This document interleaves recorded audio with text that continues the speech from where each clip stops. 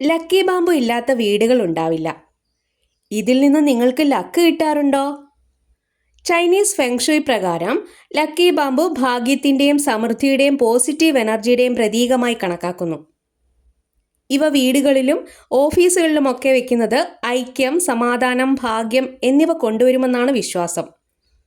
ഇതൊക്കെ നമ്മളിലേക്ക് വന്നു ചേരണമെങ്കിൽ ലക്കി ബാമ്പു ശരിയായ രീതിയിൽ ക്രമീകരിച്ച് ശരിയായ ദിശയിൽ വെക്കണം. ലക്കി ബാമ്പു എടുക്കുമ്പോൾ അതിൻ്റെ തണ്ടുകളുടെ എണ്ണം വളരെ പ്രധാനമാണ്.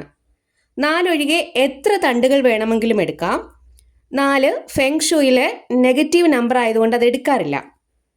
ഓരോ നമ്പറും ഓരോന്നിനെയും പ്രതിനിധീകരിക്കുന്നു. ഉദാഹരണത്തിന്, വീട്ടിലെ അംഗങ്ങൾ തമ്മിൽ ഐക്യമുണ്ടാകുന്നതിന് 1 തണ്ട് വെച്ചാൽ മതിയാകും. ഇനി 9 വെക്കുന്നതെങ്കിൽ ഭാഗ്യത്തെ ആകർഷിക്കുന്നു. തണ്ടുകൾ നമ്മുടെ ഇഷ്ടത്തിനനുസരിച്ച് വെക്കാമെങ്കിലും ഒറ്റ നമ്പർ വെക്കുന്നതാണ് ഏറ്റവും നല്ലത്. അതായത് 1, 3, 5, 7, 9 എന്നിങ്ങനെ. തണ്ടുകൾ എടുത്തു കഴിഞ്ഞാൽ അത് ക്രമീകരിക്കുന്നതിലും വളരെയധികം ശ്രദ്ധിക്കണം. ലക്കി ബാമ്പുവിൻ്റെ ക്രമീകരണത്തിൽ 5 ഘടകങ്ങളുണ്ട്. മരം, വെള്ളം, ഭൂമി, ലോഹം, തീയ്.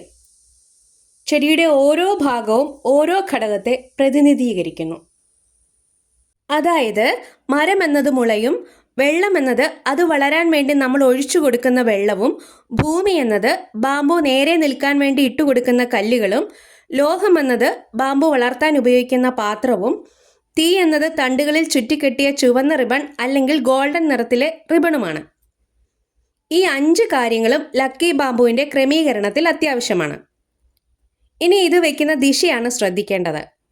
പോസിറ്റീവ് എനർജി പ്രവാഹം വർദ്ധിപ്പിക്കുവാനും ഭാഗ്യം കൊണ്ടുവരാനും ഈ ചെടി കിഴക്ക് ദിശയിൽ അല്ലെങ്കിൽ തെക്ക് കിഴക്ക് ദിശയിൽ വെച്ച് വേണം വളർത്താൻ.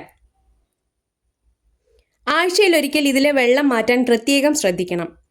നേരിട്ടുള്ള സൂര്യപ്രകാശത്തിലോ പൂർണ്ണമായ ഇരുട്ടിലോ ഇത് വയ്ക്കാൻ പാടില്ല.